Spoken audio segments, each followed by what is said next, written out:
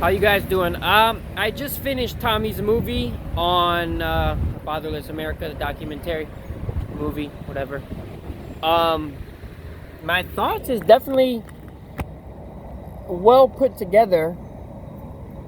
There are a few things in there that I think struck a chord and connected with me the most. I wrote them down on the phone while I was watching it, but you got to record and you can't do both. So I kind of lost my note that I was going to go ahead and kind of recite. I do remember the some of the main points though.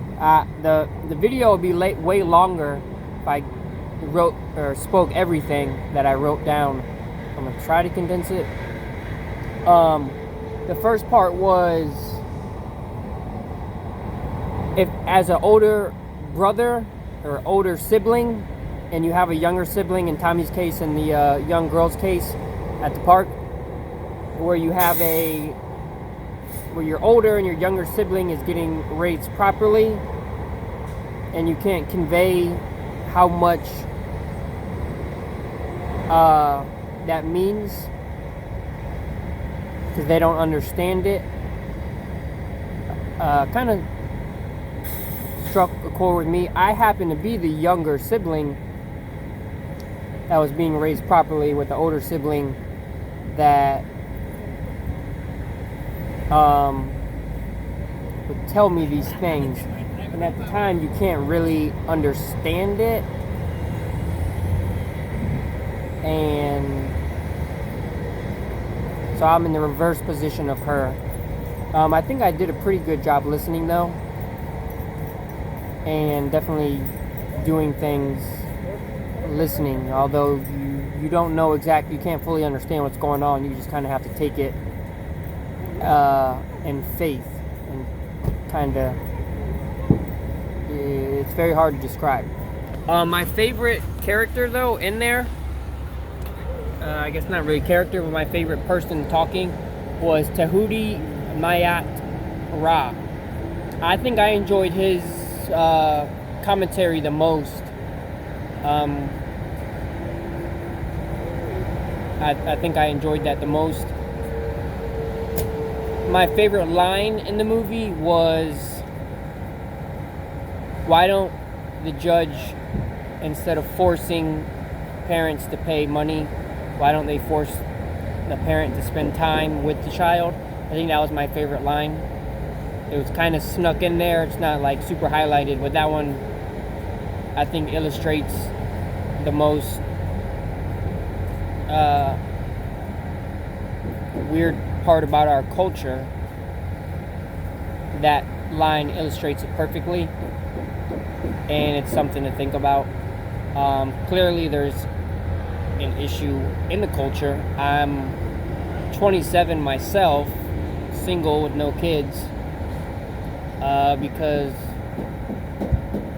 who would want to do that in today's climate and culture? It doesn't make, it's not really even an option. It's like something I barely consider. I don't consider it at all. But that is because, I guess, thankfully I'm a little grab information and whatnot, and it just happened to be one of the person that kind of listened to others and their experiences. So another thing that really resonated with me was, I grew up without the biological father. He was in prison or something, not around. So we get letters randomly from whatever prison he happened to be at. So it's just kind of letters. But what I did have was, my mother's a single mother, but at around age 8, 9, 10, around there, I was in 4th grade. So I still had molding time.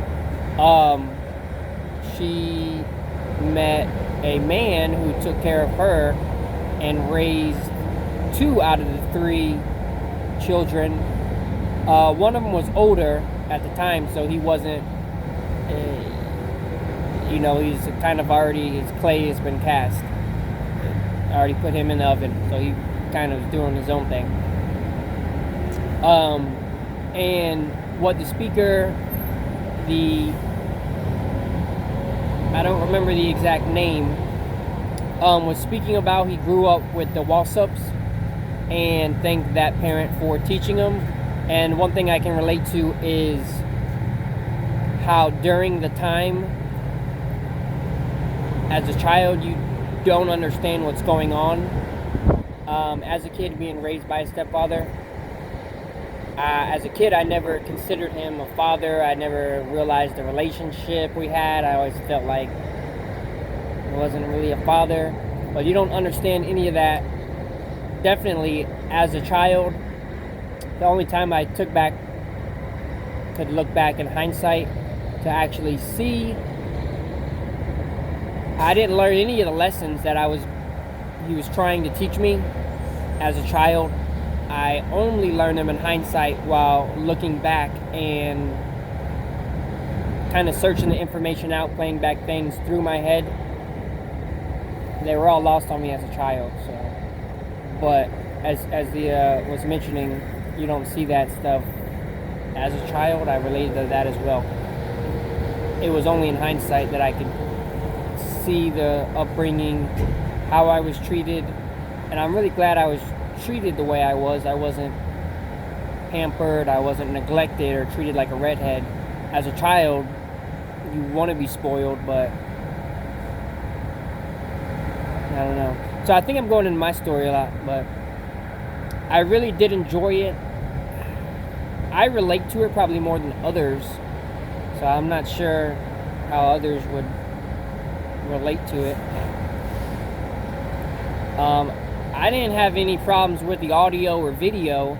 I did listen to the film called Bayer Dynamics DT770 Pros, a studio headphone, a $200 pair of headphones. I didn't have any issues with audio. I'm sure what was up with that. I didn't have any issues with the video quality. The video quality was fine. In terms of portraying the message, I think the message is really strong, and I think a lot of people are resistant to the message, which they don't want to hear that, and that's a problem in our culture. It is what it is, but somebody has to speak it, and I appreciate you speaking it, Tommy. I enjoyed the film, and giving me something to think about right now. I'm getting ready to go to bed after dinner, so I have something to think about while falling asleep. And it really highlights the traumas in our culture that aren't spoken about or aren't recognized. They're just kind of is a big elephant in the room. So, all right, guys, see you.